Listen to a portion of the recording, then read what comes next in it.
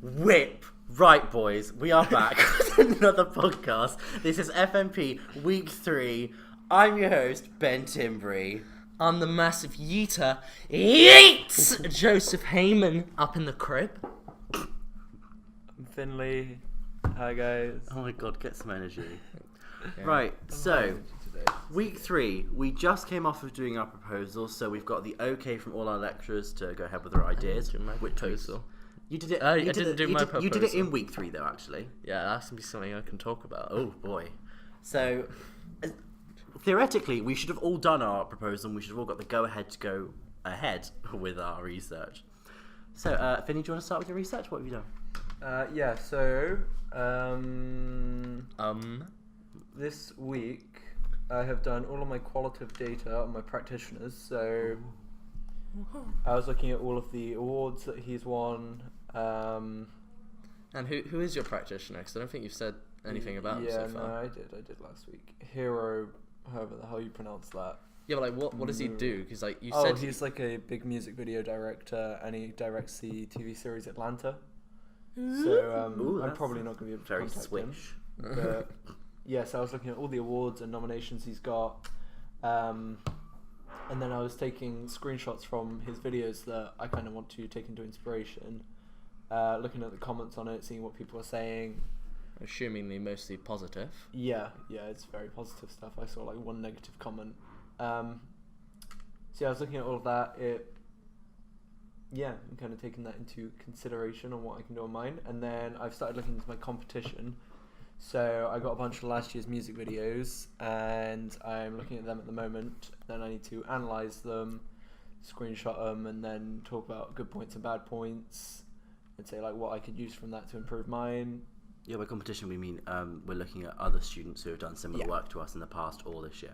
Yeah, so I was going to look at other students and then small music video directors as well. Yeah. Sort of people on Vimeo and stuff. And then I kind of finished off my target audience stuff, so I looked into psychographics and demographics. So who is your target audience? I'm assuming younger people, but yeah, so it's going to be more aimed at sort of like teens and everything. So my demographics are B to C2, so that's kind of like middle to lower class, I guess. Then my psychographs are explorers and reformers. who? Yeah, Mhm. very fancy. So I just looked at a bunch of other concepts, so I kind of like found out what a music video was, like the definition and everything. Music video styles that I would go for, so I think I said last week that I'm doing a narrative music video focused around one person, so I looked into that a little bit. Technical requirements, I was just going to sort of what editing software and stuff I'd need for it, because I'm not going to do anything too flashy this year, I don't think. It's more going to be based in the narrative because last year you did It's very editing. so much focused. editing. Yeah. Which is not what I like, but I'll do a bunch of editing if I need Finley gets grumpy when he's editing. to. And then finally, I think I just went through all the research costs and what sort of like my budget would be. So if I was making it professionally, I haven't got it written down, but it was something like £300 a day Ouch. to hire a crew, camera Me. equipment. Yeah. Is that including their like payroll as well, or is that just the cost? Well, of them? when you hire them, that's their payroll, isn't it? Oh yeah. Because that money is the... that's everything together. Yeah, That's- exactly. Like when you hire them, that's the total equipment of Yeah. you renting the equipment, that's you paying them, that's... Yeah, costs and stuff, everything. And then I just looked into production issues a little bit. I shouldn't really have too many, apart from actually getting actors that I want to work with, if I need them, or weather is like my main one, because Yeah. a lot of it will probably Well, be also you outside. do need to sort of write your script still, or like... Yeah. So- I need to do that. The But shooting script at least. Yeah. yeah, I need to actually come up with a good idea. Well, that's more Unfortunately. pre-production. Yeah, that's isn't it? pre-production, so yeah. So That's a bit ahead.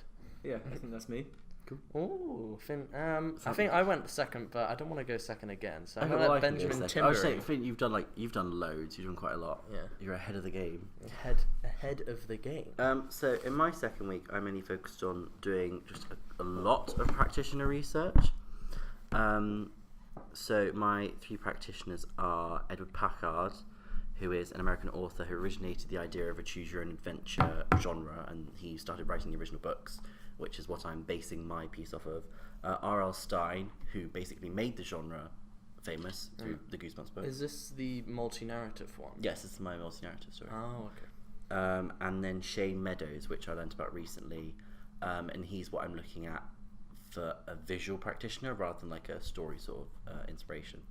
He Is it like his style? Yeah, his style. He does really like raw, gritty documentaries almost, but they've got stories to them. Okay. Have you guys watched This Is England?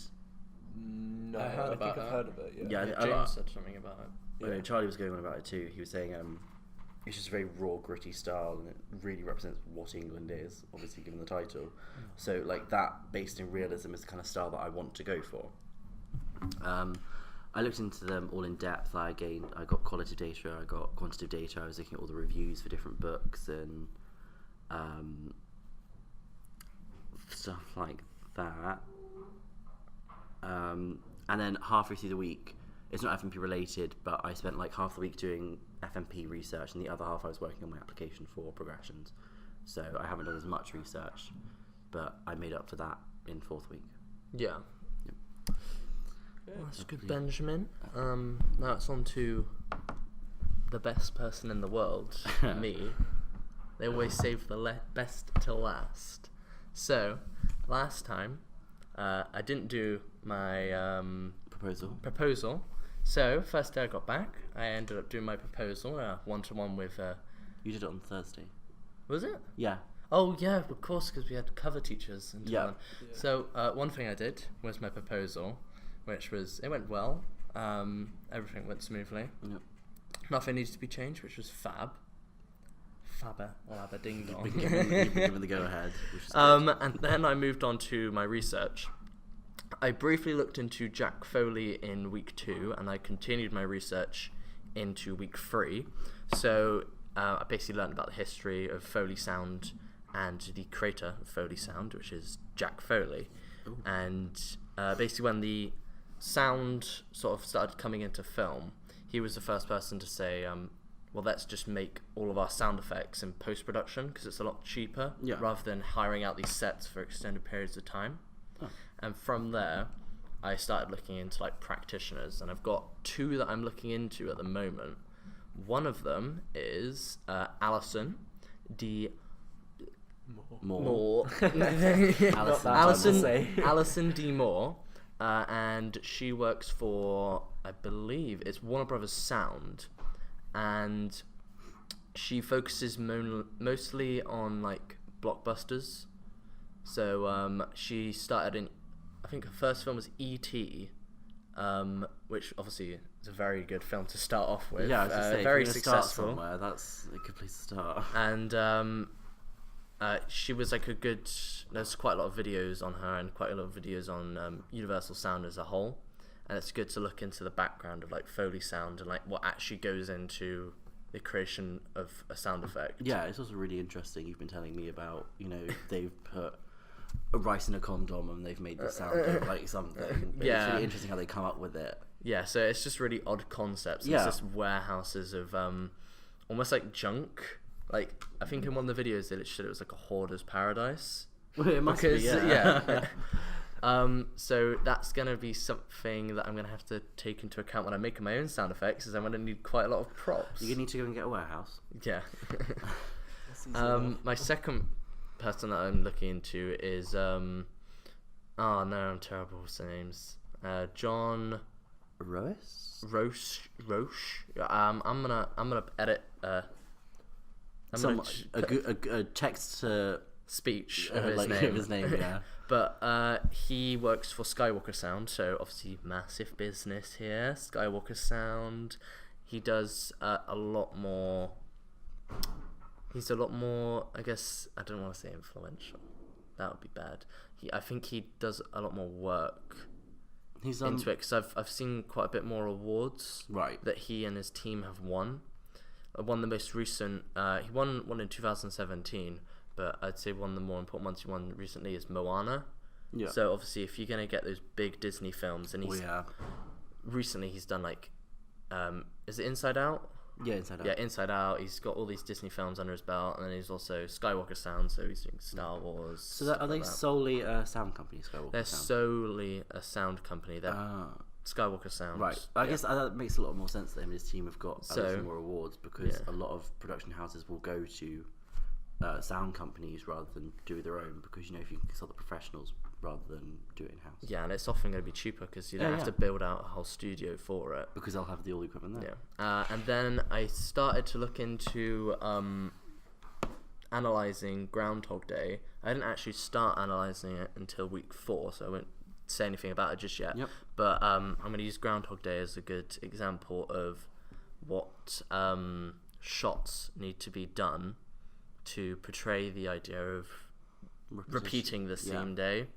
And in week 4 I go into that a bit more. Yep. But I can't talk about that just now. It's a little bit of a sneak peek. Ooh, a little bit of a secret. So massive yeet up in here. I think that's the end of the week. Yeah, I think that's everything. this week. We all did just a lot of research. We were working on our own, really.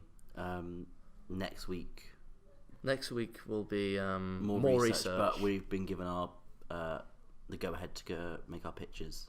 Yeah. So we can talk more about that next week as well. Yes. Awesome. All right. So Finney Thompson, do you want to say bye? Bye.